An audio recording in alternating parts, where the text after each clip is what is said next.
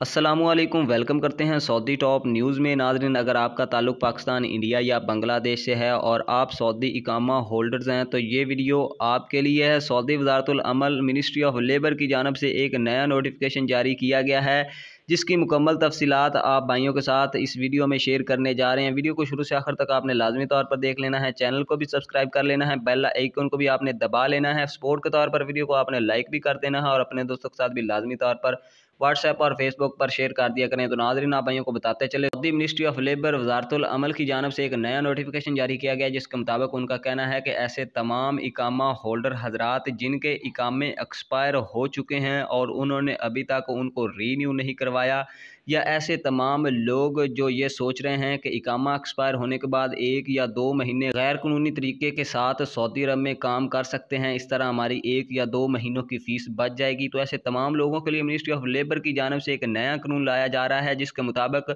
अब सिस्टम में ऐसे तमाम लोगों का पता चल जाएगा कि किन के इकामे रीन्यू हो चुके हैं और किन लोगों के एक्सपायर हुए 1 महीना या 2 महीने गुजर चुके हैं। और ऐसे तमाम लोगों को जुर्माने भी किए जाएंगे और उनको डिपोर्ट भी हो सकता है, बाद में कर दिया